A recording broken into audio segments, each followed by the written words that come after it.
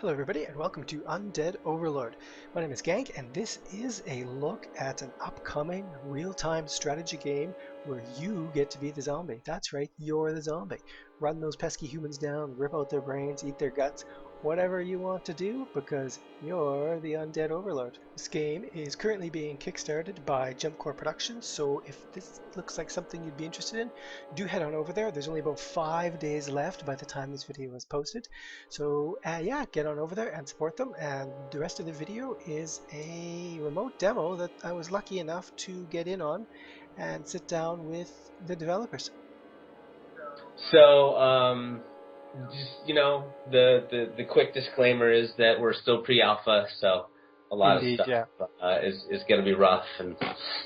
But we'll go into the game here, click and head on in, and this is the mission select screen, which is has a lot of placeholder stuff kind of in it still at the moment, but you get the idea. There's a bunch of missions going on here, and we're gonna do a couple things tonight. Run through the tutorial mission, and then show you one of the ones that's a little farther along, and just show you some of the more advanced parts of gameplay.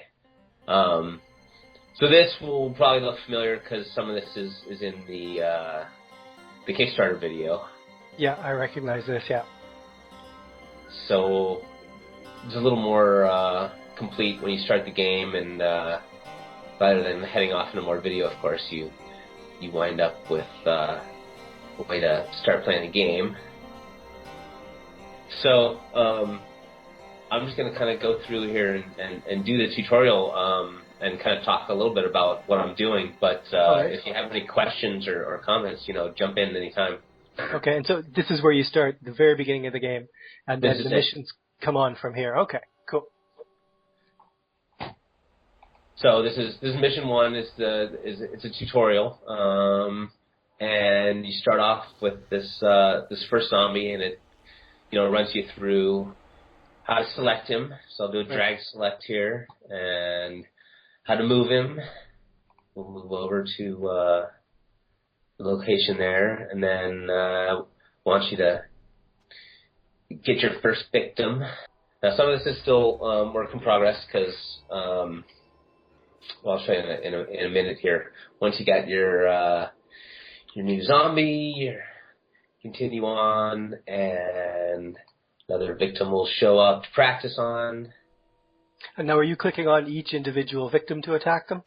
Or do your zombies auto-attack enemies that are nearby?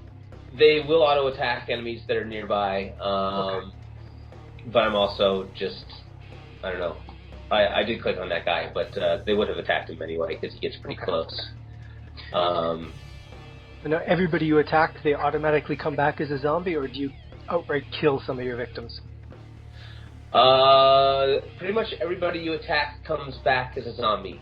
Okay, so the horde just keeps growing. The horde keeps growing. I mean, you can obviously lose zombies if your zombies take enough damage for humans or explosions or whatever. You can lose them. And then the idea there is that once you've lost them, they're still sort of useful because you can cannibalize them to get back health for your remaining zombies. Okay. So here's this is the camera tutorial, and it's all one thing at the moment. You kind of have to do all three of these things to get through it. And I think we're going to break this up into separate ones, but you have to use each of the camera techniques to get past that one, and then it wants you to bust out of the door. So we'll attack the door here and break that down. And being the bloodthirsty little buggers that they are, will automatically go after the folks out front. Except for this guy, he's a little denser than the other ones. And now I noticed it said that they weren't smart enough to open the door. I'm assuming that comes later. The zombies evolve. No, the grunts won't necessarily evolve. You'll make mutated boss zombies, but they never get any smarter necessarily. They just get more destructive. Really. Yeah. Just kind of part of the zombie mythos, right? They're very good at just breaking things. That's true, and chomping down on people. Yeah, right. But they lack fine motor skills and. In fact, speaking of breaking things, there's a fair amount of stuff in the world that's destructible. and stuff like the well, that one didn't, but sometimes things like things that are containers like trash cans and mailboxes and stuff will have Right. bits in them that you can find. Okay. And here's another one that's kind of fun. This is our equivalent of a crate or a chest in an RPG or a barrel or whatever. It's the porta potty. So, all right. So is the whole game littered with porta potties? Can we expect a lot of them? Not as much as you would see in an RPG with barrels, no. But they're here and there, and because I've used a fair few of those, and they're pretty terrifying. Sometimes there will be a person in there, so you can get an extra zombie that way. But you have to watch out because you never know who might be in there. So it could be a guy with an AK as well. So all right. If you just send one zombie over to destroy the porta potty, you could be in trouble potentially. So watch out. And on the screen, of course, the green bars above your zombies are their health bars, right? Yes, that is correct. And then, so what else? What else should we show off? So show off a little bit of the HUD, I guess. So you can use these buttons down below to select your zombies. Mm-hmm. We had control and shift select working for these at one point, but it's broken at the moment. You can Is it? Yeah, you can double click on them to select all of them, which is handy.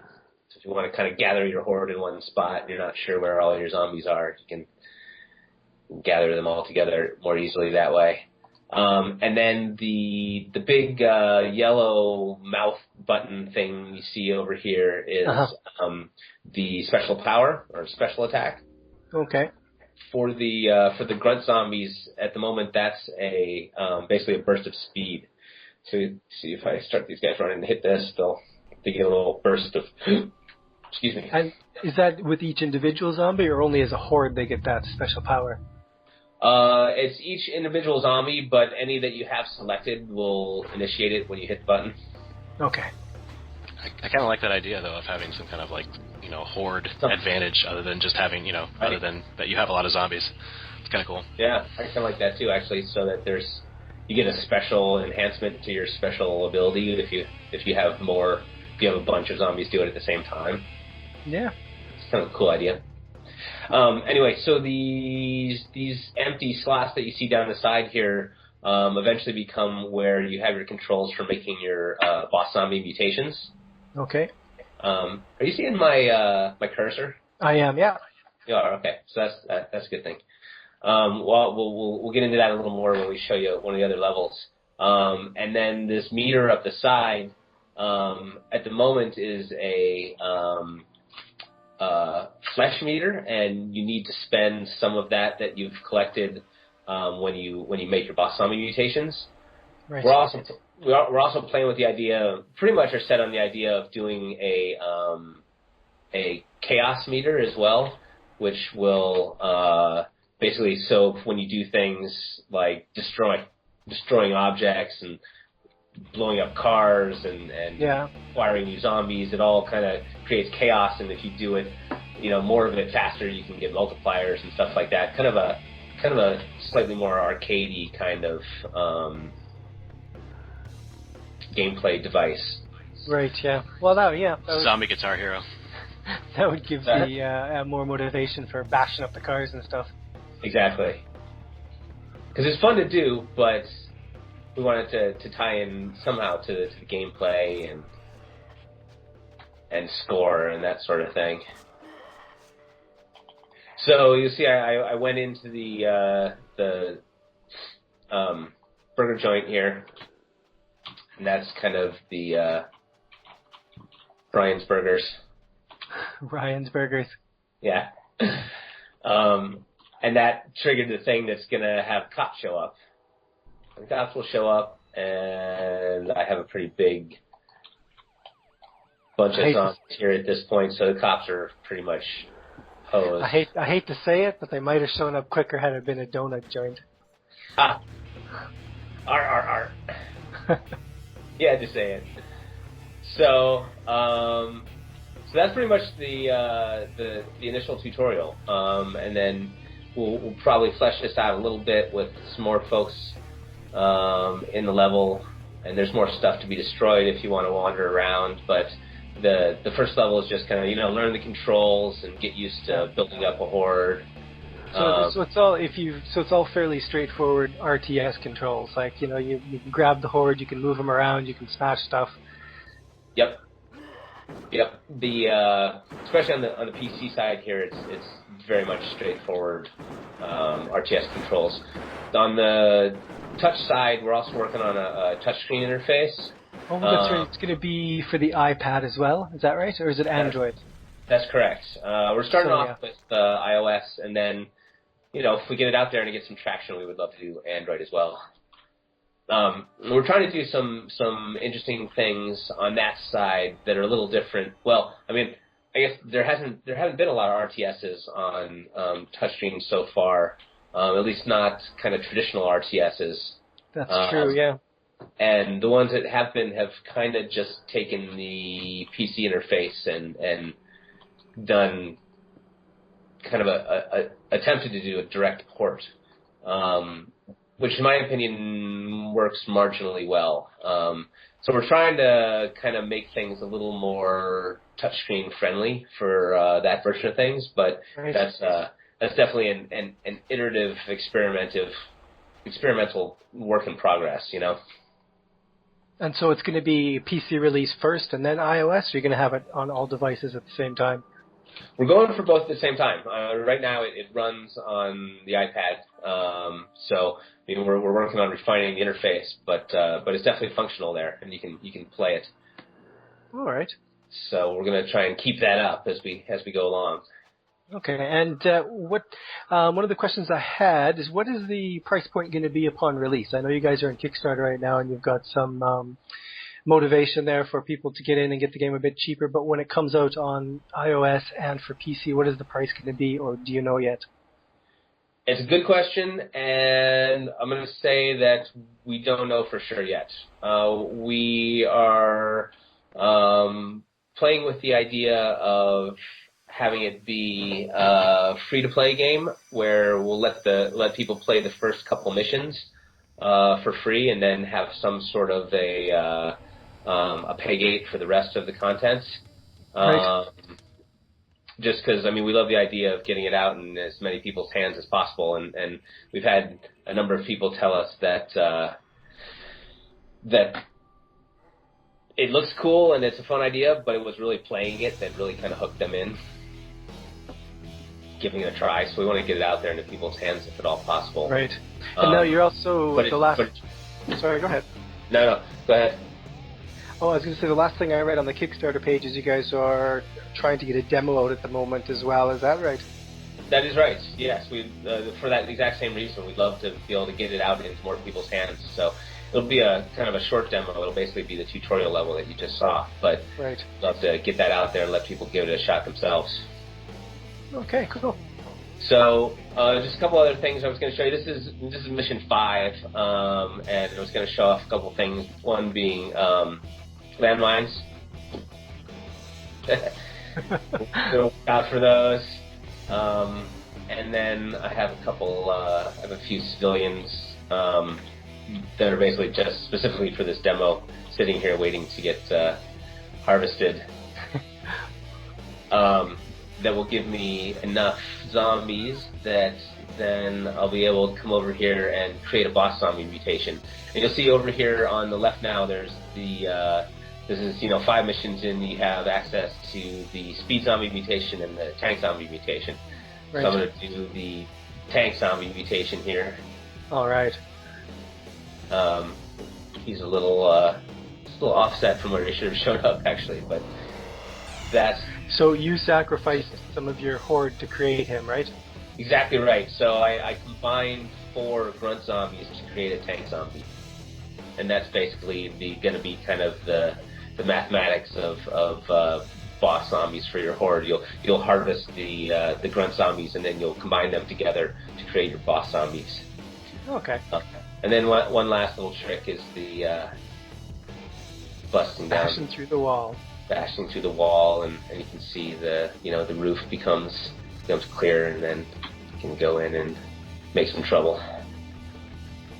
These guys theoretically, oh, there he goes, he'll start shooting at me. But he won't last long.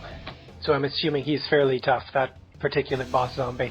The tank zombie is he's very difficult to bring down. Really, unless the humans have things like grenades and machine guns and rocket launchers, there's not much they can do against him. Right. Okay, so this tank zombie at the moment, he's down in health, so he could go ahead and eat one of his dead companions, and he would be up to full health. That's a good question. At the moment, we're not having the boss zombies be able to cannibalize, just the grunt zombies. Okay. And that's for balance reasons, I'm assuming? It is, just to make it so that boss zombies are a little bit more at risk. I don't know that we're completely tied to that idea yet, but that's the current design, yes. Right, well I guess if your horde continually grows, and he was able to eat them, then he might never have a chance of being killed at all. Right. Which, I don't know that that's necessarily a bad thing, but... Well, when do you guys anticipate the beta to start for your backers? January. Okay, cool, so it'll be pretty quick. And just to clarify, that's the alpha. Yeah. For backers, okay, so that's still a little before. But we do want to do an early release for those people who are interested in that kind of thing. That's right, because this is the pre-alpha that we're looking at, very early stages of the game. So the alpha will be starting, and then of course the beta after that. So if the Kickstarter campaign isn't successful, then where do you guys go from there? That is also a good question. And I think, kind of our attitude on that is we'll cross that bridge when we come to it. It largely is going to depend. It's going to come down to a team decision. It's how many members of the team are still psyched to continue forward at that stage. And if enough of them are, then we'll continue forward. We've had some positives already, which is just seeing how enthusiastic people have gotten about it on the Kickstarter, the people that have backed it, and also we've gotten a pretty good reaction so far on Steam Greenlight, so that's kind of encouraging. According to the stats they give us, we're 96% of the way there. Well, excellent, good job. I just checked; it's 97 now. 97? No way. All right. Well, so we're actually a little surprised by how we're moving along. How quickly that has moved along, and that's encouraging. So that gives me some hope that maybe even if the Kickstarter doesn't fund initially, it's still worth trying to move ahead and finish this thing. Right. And you guys got a very experienced team as well. Like I took a quick look at your bios on your website, and yeah, you've got a lot of talent there, don't you? Fair amount, yeah. Certainly some good game industry experience on the team. Yeah, I think that's kind of understating it, but all right, so the last question I have is just simply, what was the first zombie movie that you guys ever watched? I have no idea. I mean, because you watch so many, I don't recall a specific first. All right, we can go with your favorite then. If you I know can narrow it down. I'm gonna probably go with I don't? No. Okay, well I'm gonna go with 28 Days Later. Yeah, that's a good one. That is a really good one. That would definitely be in my top 5. But I'll tell you what, the I'm going to name as my favorite, and the one I remember most from when I was in high school, was Revenge of the Living Dead. Yes, that was a great one. And I do notice that on your Kickstarter and on your website, there is a good sense of humor there as well. So is the game take a bit of a humorous approach as well, or is the game more serious strategy? Absolutely. Well, I mean, gameplay-wise, we want it to be, challenging strategy-wise, but in terms of the story and the tone of things, it definitely is intended to be pretty humorous. Yeah. Excellent. We kind of want it to be over the top, like gory and weird to the point of being kind of goofy. Good. Well, games are fun, and yeah. So hey, I have a question for you. What do you think of the game, and if the Kickstarter, doesn't fund successfully, is it worth continuing and finishing this game? I think that running around killing things as a horde would be a lot of fun, and it's definitely a game I'd like to try. I have actually backed you on the Kickstarter as well, so Oh, well, nice. Very good. Thank you. So yeah, Yeah, I thank would you. be interested in playing it. Cool. All right. I like that answer. And that brings our remote demo to an end. I want to take this opportunity to thank Cam and Martin for coming down and showing me their game during what must be a very busy time for them, working hard on their Kickstarter. So do go on down and check out the Kickstarter page, give your support if you're interested in the game. You can also head over to Steam and greenlight them there. Thanks very much for watching, and I will see you next time.